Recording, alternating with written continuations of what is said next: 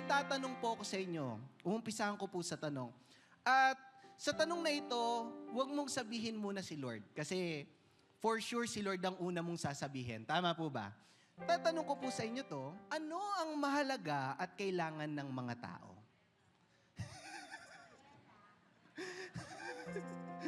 Ano ba yan? Slip of the tongue? Ulitin ko po Ano ang kailangan, ano ang mahalaga at kailangan ng mga tao? Ano po ang masasagot nyo? Yung una pong papasok sa isip nyo, ano po yun? Aray ko. So, ang unang papasok po sa inyo ay pera, pero hindi po pera ang pag-uusapan natin. Ayoko po yan. Ito po ang pag-uusapan natin today. Yan po. Pagkain. Ang pagkain po ay source ng energy, source ng strength. Tama po ba? Sinong mahilig kumain? Sinong madalas kumain? Tingnan mo katabi mo kung busog na. Busog na ba? Kayo po ba dahil mahilig po kayo kumain, pumunta na po ba kayo dito sa Ugbo? Dahil nakikita nyo po na trending, tama po ba? Kumakain yung mga tao, pag nakita nyo yung mga vloggers, ano pong gagawin ng tao? Pupunta doon. Para ano pong gawin? Matikman ang pagkain. Tama po ba? Matikman. To taste. Gusto mong malasahan ito. Tama po ba? Ma-experience ito. Kaya tayo po, nanonood tayo, mahilig tayo manood. At kung hindi lang yan, alam nyo po ang tao handang gumastos ng napakalaki. Naniniwala po ba kayo para sa pagkain? Na-experience nyo na po bang kumain ito? Wow, ano yan? Wolfgang steak. Alam niyo po yung Wolfgang? Wow. Alam niyo po magkano pwede niyong magastos doon? Pwede po kayong gumastos around 20K to 100K. Kaya niyo po ba yun? Hindi. Ayaw po namin, Pastor. Sahod ko na po yun. Tama po ba? Pero there are people na willing magbayad ng 100K para lang ma-experience yung food na ito. Tama po ba? O sige, wag na tayo sa 100K. Sasabihin mo, Pastor, wala akong budget yan ngayon. Eto kaya, natikman nyo na po ba ito? Ba't po kayo nagtawanan? Pagkain po yan. Tama po ba? Naging trending po si Diwata at yung pares po niya, yung tawag ay pares overload.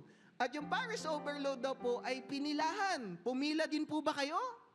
Natuwa po ba kayong kumain? Wala nga amin, pambihira. Dahil pag nakita natin, gustong ma-experience, gustong malasahan. Di po ba? At may nabasa lang po akong quote. Tingnan po natin tong quote na to. Sabi, good food is the foundation of genuine happiness. Do you agree with that quote? Na kapag kumain ka, it brings you happiness. Nagiging masaya ka. Alam niyo po, yung asawa ko, every weekends, dahil Monday to Friday, kami po ay healthy diet. Wow, ang bihira. Kaya po nagpapakita ako, wala nang tiyan, no? Healthy diet. So pag weekends po, gusto po namin, kakain kami ng masarap. Or anong tawag dito? Unhealthy diet. Kahit ano. Kasi sabi niya, gusto ko masaya ang kakainin. Tama po ba? Pag masaya ang kakainin, yun ay unhealthy. Yun ang katotohanan.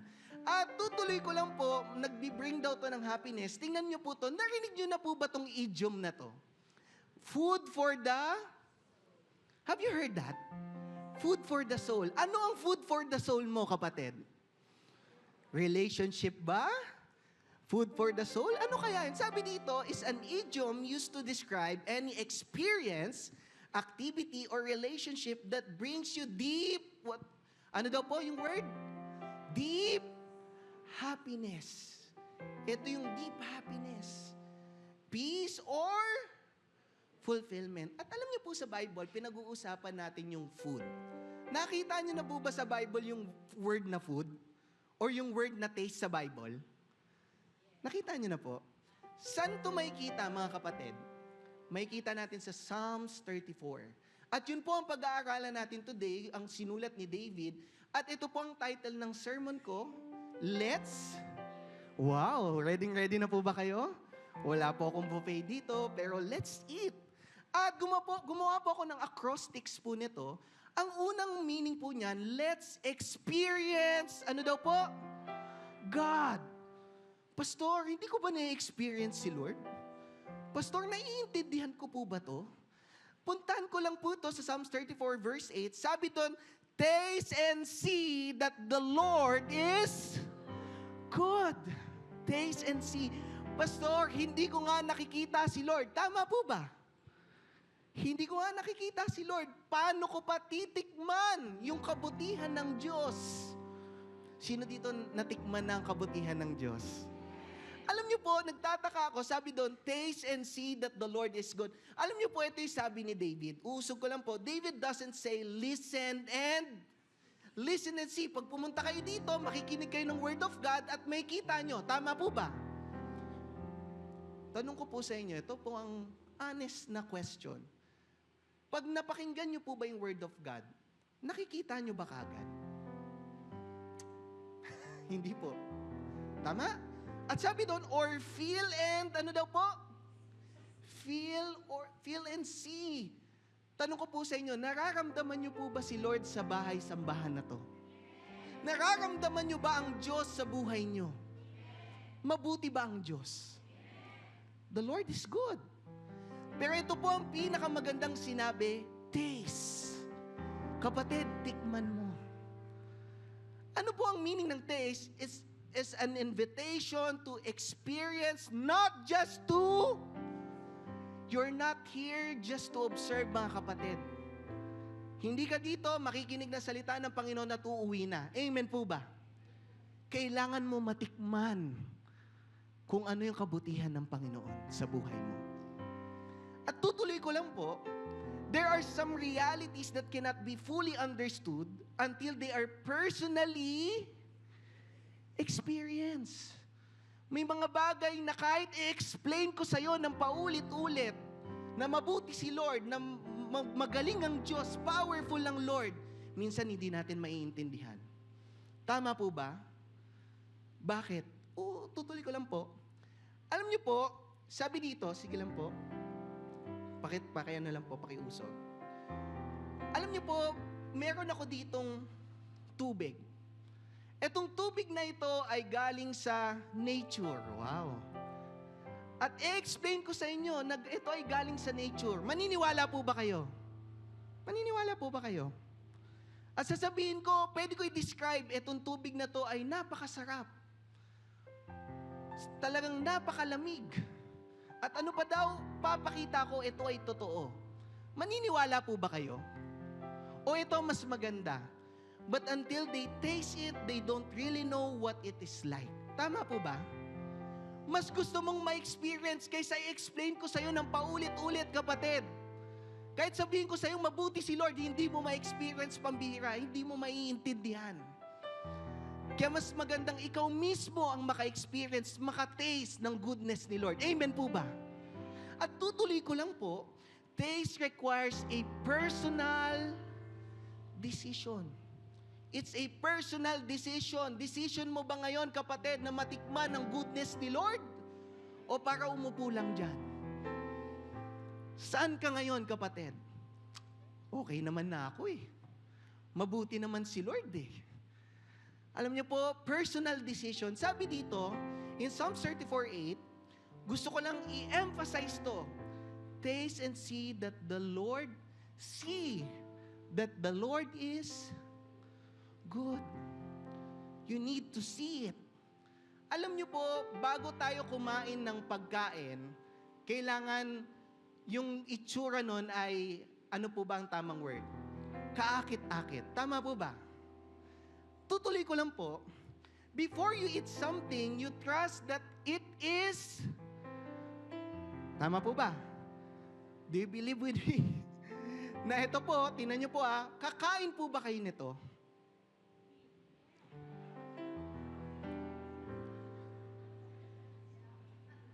Ba't po kayo tumatawa? Kakain po ba kayo nito? You need to trust that this is good. Bakit ayaw niyo po maniwala? So, what do I mean about this? Alam niyo po, napakaganda na dapat makikita mo muna bago mo titikman. Tama po ba?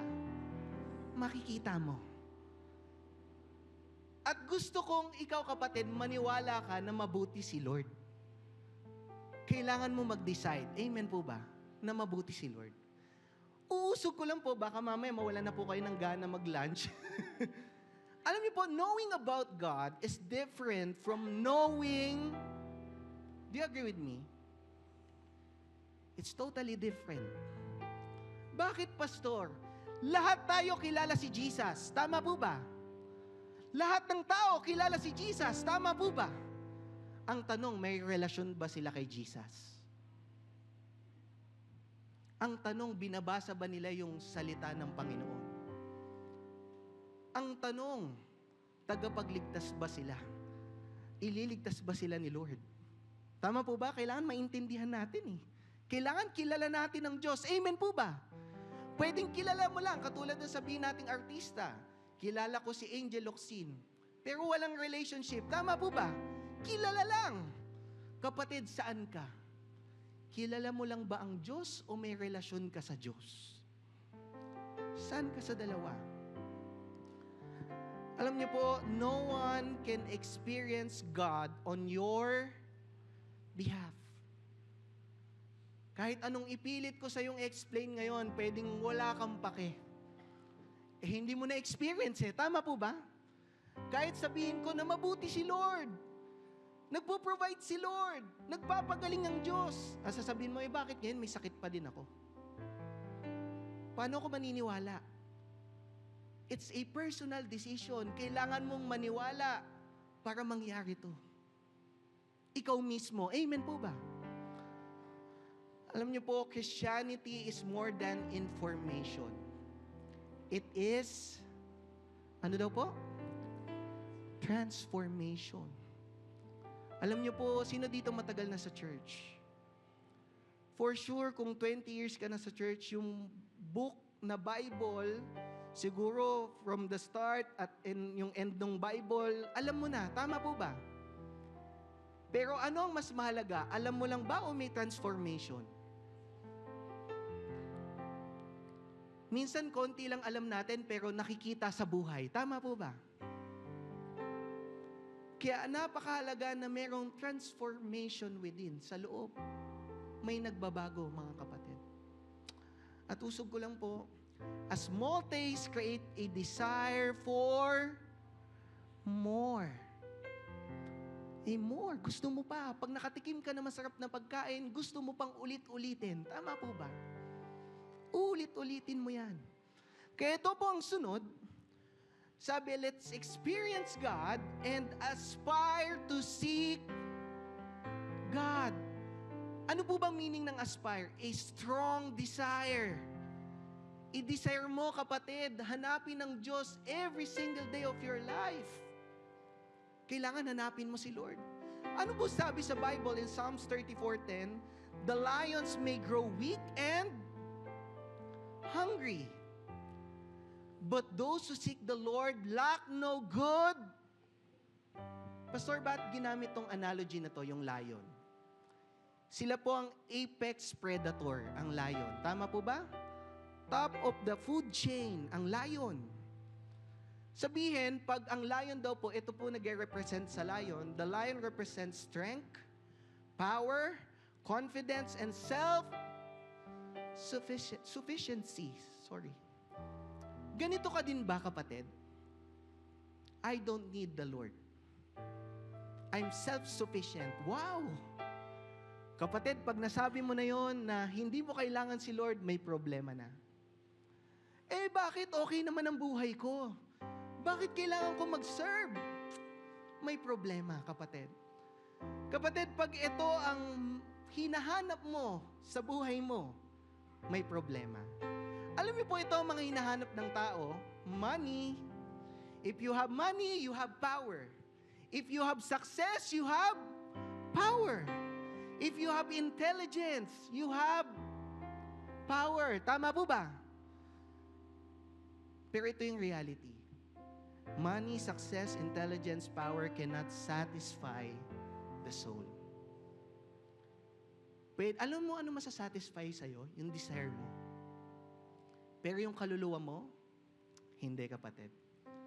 Madami ng tao nagsasabi na kahit makuha nila ang lahat, kulang pa din. Tama po ba? May kulang pa din. Usog lang po tayo. You need to develop a hunger for more of God. Kapatid, nagugutom ka pa ba? Nagugutom ka pa ba na gusto mo pang hanapin si Lord ng paulit-ulit? O wala na? Wala na yung first love mo kay Lord. Wala na. A-attend ako, uwi ako, okay na. Hindi na to satisfying. Alam niyo po, may tanong ako sa inyo. Have you tried to eat food once a month? Kaya niyo po bang kumain ng once a month? Sino pong gumawa na niyan? Uminom, kumain once a month. O sige, once a week na lang. Sino may kaya ng once a week? Kumain at Pastor, patayin mo na lang ako. Tama po ba? Gaano kahalaga ang pagkain sa atin? Sobra. At gusto ko ipaintindi po sa inyo na ganito natin kailangan pahalagahan ang Diyos sa buhay natin. Amen po ba? Na hindi ka pwedeng hanapin mo si Lord once a month lang. Once a week lang. Kapatid, baka magsisi ka. At alam niyo po, seeking God is like seeking a food to eat. Kung ang physical body mo kailangan ng pagkain, ang spiritual life mo kailangan ding kumain. Hindi mo pwedeng pabayaan, kapatid. Pag pinabayaan mo yan, your spirit is dying. Pastor, okay lang. Yung physical ko naman, okay naman. Madami ako, may money, may success, may power ako, kapatid. It's not enough. Hindi magiging enough yan. Believe me. Sabi nga sa kanina, taste and see that the Lord is good. Alam niyo po, in Psalms 42 verse 1, as a deer pants for flowing streams, so pants my soul for you, O... Ano po yung word na pants? Ano po yan? Hindi po yan pantalon, ha? Ano po yan? Pagod, hingal, thirsty, tama po ba? Ito po ang itsura niyan.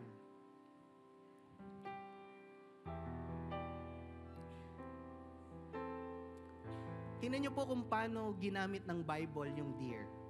Wala akong mahanap na deer na pagod sa picture eh. Pero nakita niyo na po ba yung aso na pagod at uhaw na uhaw? At kapag uhaw na uhaw sila, kahit ano iinumin nila. Tama po ba? They are so thirsty na sobrang uhaw nila, alam niyo po, gagawin nila ang lahat. At ito ang sinasabi ng Bible, dapat ganito tayo kauhaw sa Diyos. Ganito dapat tayo kauhaw. Na tipong lumalabas na ang dila. Lord, kailangan kita. Amen po ba? Pag hindi mo na naintindihan yan, may problema. At sabi doon, a soul that longs for God will keep seeking until it finds Him. Ganito ka ba, kapatid? Pwede po ba akong magtanong muna? Saan ka uhaw na uhaw ngayon?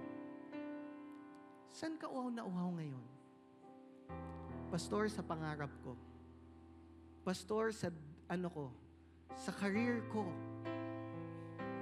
Sa school ko, sa work ko, sa business ko. Saan ka uhaw na uhaw ngayon, kapatid? Saan ka uhaw na uhaw? At ito ang gusto kong maintindihan mo. Kapag si Lord ang inuna mo sa buhay mo, lahat yan ay susunod na lang. Lahat yan ay mangyayari. Tama po ba? Naniniwala po ba kayo? Feeling ko kulang ang salita ng isang pastor. Tama po ba? Kailangan ma-experience yung mismo. At tutuloy ko lang. In John 6:35, then Jesus declared, I am the bread of life. Whoever comes to me will never go hungry. And whoever believes in me will never be. What is the meaning? Sabihin, ano po ba ang gustong iparating sa atin ng verse na ito? Ano po ba? Na magugutom ka? Kailangan mo, alam niyo po, nung inaaral ko to, isa lang ang maiintindihan natin. Maiintindihan mo yung hinahanap mo. Ano yung hinahanap mo? Yung purpose mo. Akala mo makikita mo sa mundong ito. Makikita mo yung purpose mo kay Lord. Ano sabi po ulit? I am the bread of life. Whoever comes to me will never go. Gagawin kong literal. Okay lang po ba? Liliteralin ko. Kapag hinanap mo si Lord, hindi ka magugutom. Tama po ba? 3 times a day ka kakain. Maniwala ka sa akin. Pagkasama mo si Lord. At ano pa sabi doon? And whoever believes in me will never be. Hindi ka na mauuhaw sa power, sa success, sa fame, sa lahat ng mga bagay na ino-offer ng mundong ito. Pero saan ka na uhaw? Kay Lord. Napakaganda. Tama po ba? Tuloy natin. Pagandahin pa natin. The more you seek His grace, the more you desire His presence. Pag hinahanap mo na, mas gugustuhin mo palalo, i-desire mo na. At ano pa sabi dito? Pakiusog na lang po. The more you seek His peace, the more you long to stay close to Him. Kapatid, lagi sinasabi sa Bible that peace that transcends all understanding. Na kahit stress ka, depressed ka, may iniisip ka, may struggles ka, may peace dahil kasama mo si Lord. Ito ang katotohanan. The peace that transcends all understanding. So ano pa ang hinahanap mo? Pastor, gusto ko ng sense of security, kaya gusto kong yumaman. Kapatid, hindi ka ililigtas ng kayamanan mo. Si Lord ang magliligtas sa'yo. Tuloy lang po tayo. Seeking God isn't passive, it's an intentional lifestyle. Kailangan mo tong piliin, kapatid. Ako po, ito po ang lifestyle ko. Every single day, magbabasa ako ng 3 chapters ng Bible. Bakit 3 chapters, Pastor? Hindi ba pwedeng 3 verses na lang? Kapatid, kulang yun. Tama po ba? Pag hindi mo naintindihan yung kahalagahan ng Bible, may problema. At kahit pastor na ako, madami pa din ako natututunan sa Bible. Kahit paulit-ulit na natin binabasa. Ganun ang knowledge na galing kay Lord. Kakaiba. At alam niyo po, pag hindi mo intentionally sinisik si Lord, kapatid, hindi ka magbe-benefit. Ikaw din magsasuffer. Alam niyo po, seeking God isn't passive, it's an intentional lifestyle. Gawin natin tong lifestyle. Amen po ba? Maging uhaw ka sa Diyos. Maging gutom ka sa salita ng Panginoon. Amen po ba? Maging gutom ka. At tutuloy ko lang po, ang last po, let's experience God. Let's aspire to seek God. Strong desire. And let's turn away from... Bakit biglang turn away from evil? Tingnan niyo po yung sinulat ni David. Tuloy lang natin. In Psalms 34, verse 14, turn from evil and do. The Lord is, ano daw po? At sabi doon, dahil the Lord is good, you need to turn from evil and do good. Kailangan mong gumawa ng kabutihan. Seek peace and pursue it. Kapatid, gusto ko tong illustration na to. I love this illustration. Kapatid, kakain ka ba niyan? Wow! Sa mga may edad, Sa mga may edad, ayoko na, pastor. Sa mga bata, gusto niyo po ba yan? Yes, sabi. Yes. Sino gusto yan ng lunch? Wow. Huwag niyo po ako libre, ha? Alam niyo po, pag kumain ka na to, every single day, anong mangyayari sa'yo?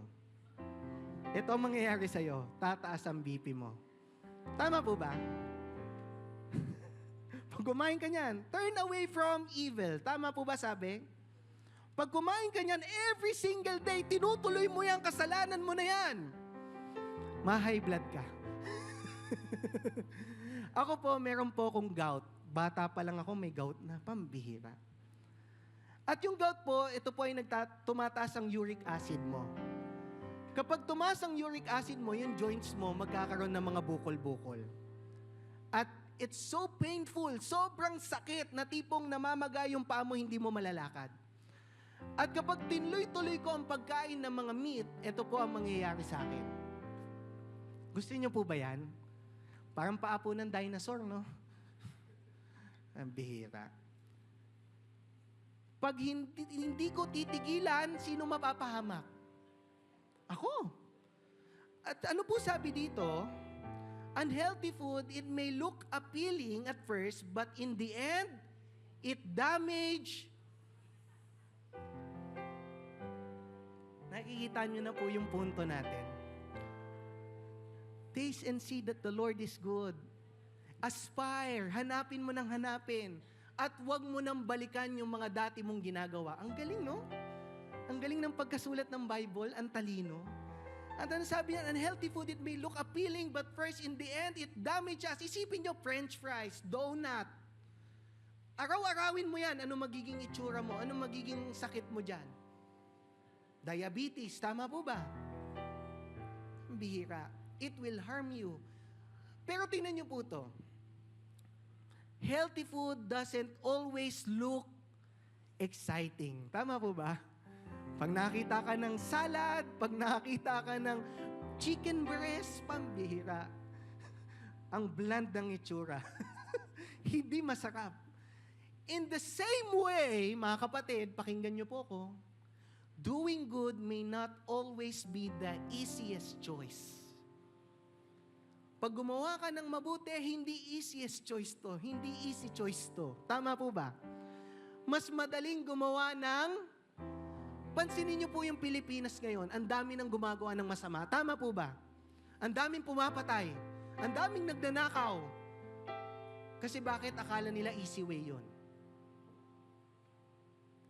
Pero itong katotohanan, kapatid, a healthy soul loses its appetite for sin. Kapag healthy na, okay na, yun na ang hinahanap mo, si Lord na lagi. Nawawala na yung panlasa mo sa kasalanan. Ayoko na dyan. Tigilan na natin yan. Ayoko na yan, nasasaktan ng asawa ko. Ayoko na yan. Kasi nandadaya ako sa trabaho ko. Ayoko na yan. Nagbabayad ako ng patago para sa business ko. Ayoko na yan. Bakit? Gusto ko na lang sundin si Lord. Ayoko na yan, di ako nagpapakasal. Ayoko na yan, nagli-live-in kami. Ayoko na yan. Amen po ba? Kapatid, para sa'yo to. Para sa akin to. Ayaw mo na nung kasalanan na ito. Alam niyo po, sabi dito, following Jesus starts with turning away from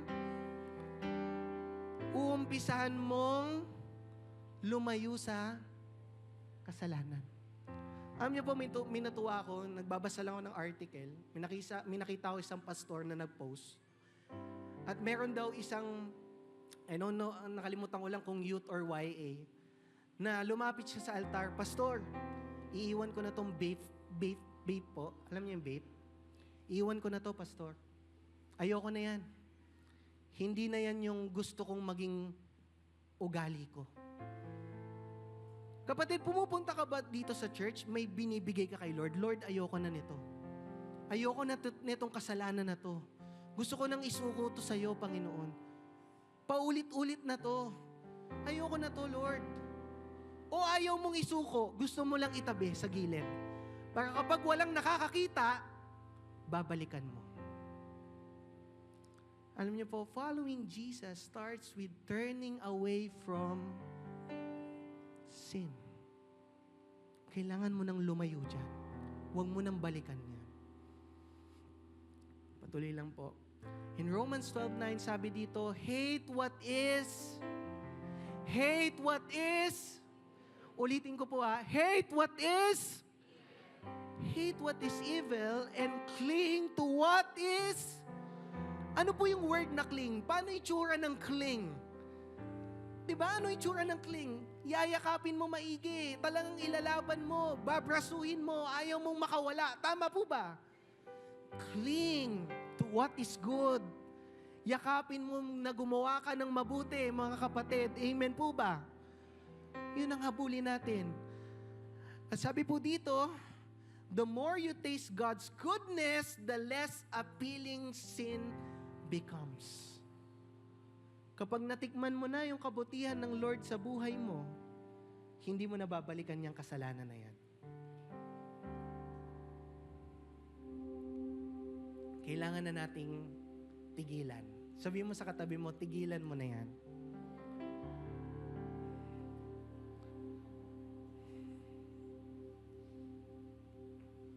You cannot experience God unless you turn away from your sin. Tigilan na natin to. Alam niyo po, ito po ang dulo na sinulat ni David. Alam niyo po, kahit ano yata sabihin ko, kapag hindi mo ma-experience o matitaste yung goodness ni Lord, hindi ka maniniwala sa akin. Pero ito yung napakaganda kapag sinunod mo yung it. Ito yung napakaganda. In Psalms 34 verses 19 to 22, the righteous person faces many troubles. We all have troubles in life. Tama po ba? But pag nakakling ka kay Lord, tinan nyo sabi doon, but the Lord comes to the rescue each time. Ito yung assurance mo, kapatid. Hindi, pastor, gusto ko yung power Gusto ko yung money. Gusto ko yung fame Kapatid, ito mas besto. Ano sabi dito? For the Lord protects the bones of the righteous. May trahedya, mapapahama ka, poprotektahan ka ni Lord. Ano sabi doon? Not one of them is broken. Walang harm, walang damage. Ganun kabuti si Lord sa buhay natin. At ano pa sabi dyan? Calamity will surely destroy the... Ulitin ko po. Gumagawa tayo ng masama, paulit-ulit tayo sa kasalanan, one day, i-reveal ni Lord yan. At ito na sabi, calamity will surely destroy the wicked. Hindi mo pa din ako pakikinggan, pakinggan mo ang salita ng Panginoon. Sapat to. At ano sabi dito, and those who hate the righteous will be punished. Pinipilit mo gumawa ng tama, may nag-hate sa'yo, wala kang pake, si Lord kasama mo. But the Lord will redeem those who, ano daw po yung word? Ulitin ko parang may kulang. But the Lord will redeem those who serve Him. Again I say, serve Him.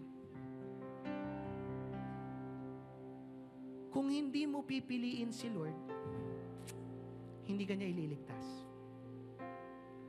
At ano sabi dito? No one who takes refuge in Him will be condemned.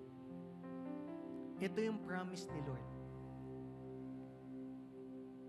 Ito yung napakaganda na mangyayari sa buhay mo kapag sinunod mo to. Sino gusto nun? Napakaganda. At I will end with this, once you've tasted God's goodness, nothing else compares. wala kang maihahambing na mas magaling or kasing kapantay, walang papantay sa goodness ni Lord. Walang papantay sa galing ng Diyos. Walang papantay sa power ni Lord. Amen po ba? And I will say this again, kapatid. Taste and see that the Lord is good. It's your personal decision. You need to decide. Kapag hindi ka nag-decide, kapatid, nasa iyo na yan. I'm just here to guide you. Ginamit lang ako ni Lord para maging instrument. But you need to decide sa puso mo. Can we all stand up? And let's open our hearts today and worship the Lord. We sing, I'm caught up in your presence,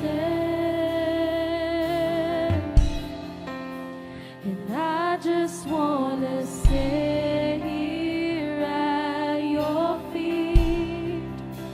I'm caught up in this holy moment.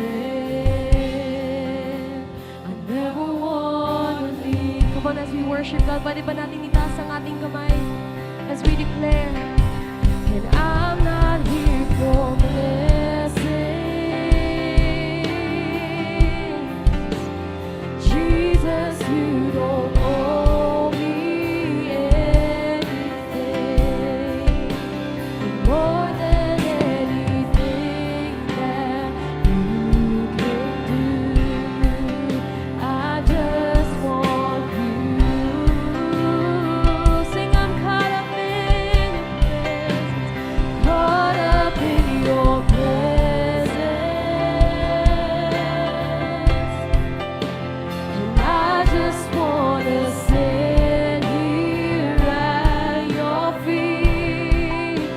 I'm caught up in this holy moment. I never want to leave. Sing, I'm not here for blessings. I'm not here for blessings. Jesus, you don't owe me anything. More than anything that you can do. I just want you. Once again we sing, I'm caught up in your presence, and I just want to sit here at your feet. I'm caught up in this holy moment. I never want to leave. Sing, I'm not here for blessings. Come on, we declare.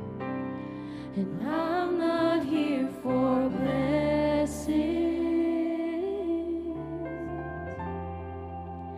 Jesus, you don't owe me anything.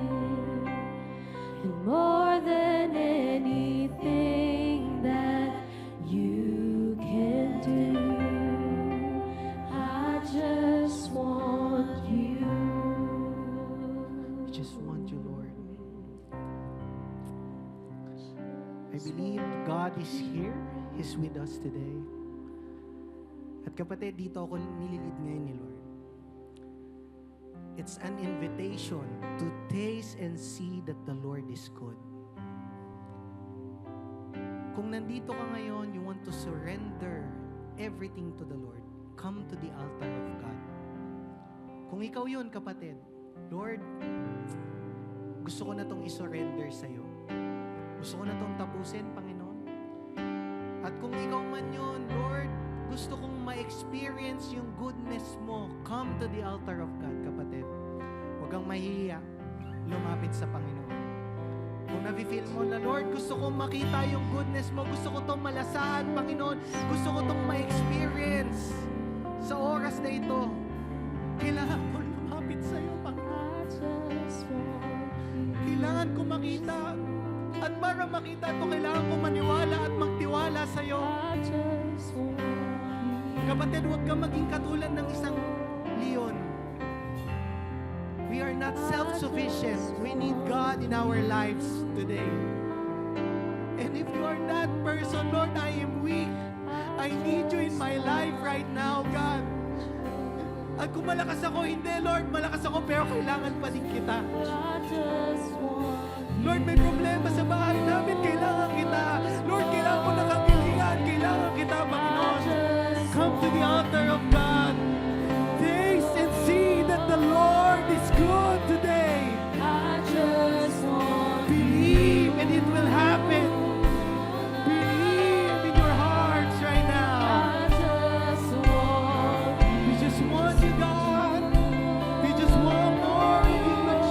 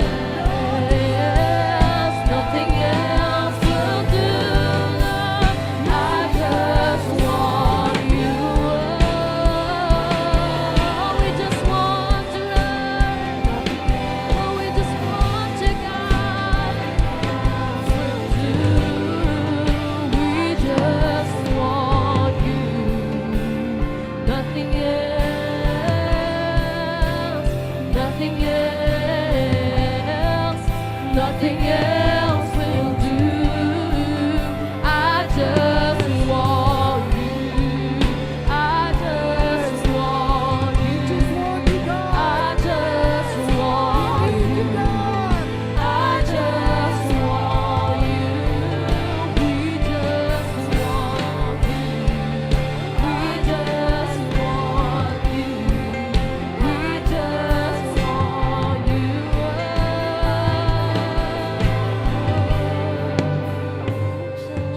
you. Just want you, God. The more we seek you, the more we find you, God.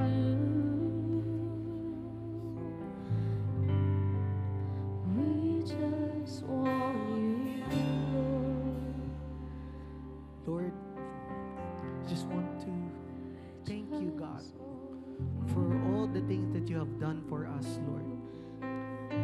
And Lord, we want to taste and see, Lord, your goodness, God. Gusto namin to ma-experience, Panginoon. Lord, kung may nakikita kang kamalian sa oras na ito, Lord, we are surrendering, Lord, our sins today, Panginoon. To you, all to you, Lord. Ito na, nandito kami sa altar, Panginoon. Nilalapit namin ito, Lord. We need you, God, Panginoon. Hindi namin kaya to ng kami lang, Panginoon. Kailangan namin ng presensya mo. Holy Spirit, Lord, move in our lives today. We badly need you, Lord. We badly need you. Hindi dahil malakas kami, hindi ka namin hahanapin. Lord, kahit anong sitwasyon namin, ikaw ang uunahin namin sa buhay namin, Panginoon. Yun ang gusto namin, Panginoon. Yun ang declaration namin sa oras na ito, Panginoon. Kaya Lord, naniniwala ako sa mga taong lumapit ngayon, Panginoon, hindi mo sila bibiguin, Panginoon. Lord, you are a good God, a great God. At hindi magbabago yun, Panginoon. Hindi magbabago. Panginoon, kulang ang salita, Panginoon. Gusto ko ma-experience nila ito, Lord. Kasama ka, Panginoon. And God, naniniwala ko, lalabas kami sa bahay-sambahan, Lord. Punong-puno, Lord, ng presensya mo, punong-puno ng pagpapala mo, Panginoon, sa buhay namin. At Lord, ayaw na namin balikan ang kasalanan namin, Panginoon. Kaya Lord, we want to experience you today. Come, Lord. Come, God. Your children needs you, God. We need you, Lord.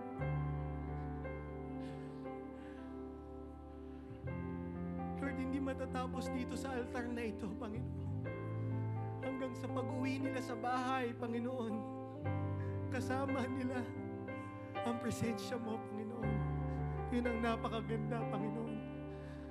At Lord, maraming salamat, Panginoon. Kung meron man dito kailangan ng kagalingan, Lord, you will heal them right now in the name of Jesus, Lord. Lord, if they need provision right now, Lord, you will provide for them, Lord. Lord, if they need peace right now, Lord, you are the Prince of Peace, God. Ikaw magbibigay ng peace, Lord, sa lahat ng anxiety, sa lahat ng depression, sa lahat ng struggles na ito, Panginoon, ikaw magbibigay ng peace, Panginoon. Lahat ng meron kami sa oras na ito, Lord, binibigay na namin sa iyo, Panginoon. Sa iyo na ito, Panginoon. Baguhin mo kami, Panginoon. At naniniwala kami, Panginoon, na ang buhay namin, ikaw na ang magiging sentro. Ang pamilya namin, ikaw na ang magiging sentro. Lord, pati sa bansang ito, Lord, ayusin niyo po ang bansang Pilipinas, Panginoon, Lord. Lord, help us, Panginoon, Lord, na Lord, yung mga taong gumagawa ng masama, Lord, makilala ka, Panginoon, at magbago sila. Na makilala ka nila ng lubusan, Panginoon. Na Lord, di sila gumawa ng masama, Panginoon.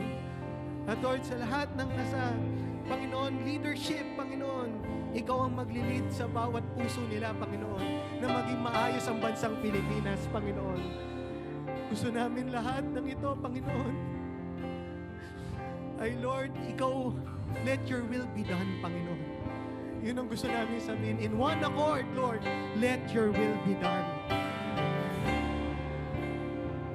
Panginoon, salamat. Dahil alam namin, we are victorious, Panginoon. At kiniklaim na namin to, Panginoon, sa oras na to. Maraming salamat, Panginoon.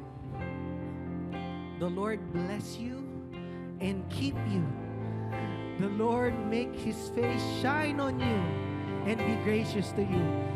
The Lord turn His face towards you and give you peace. In the name of the Father and of the Son and of the Holy Spirit, everybody shout, Amen.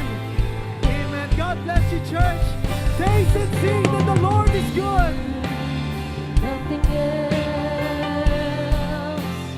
nothing else, nothing else will do. I just want you. Nothing else, nothing else will do. I just want you. Nothing else, nothing else, nothing else will do. I just want you. Nothing else, nothing else, nothing else.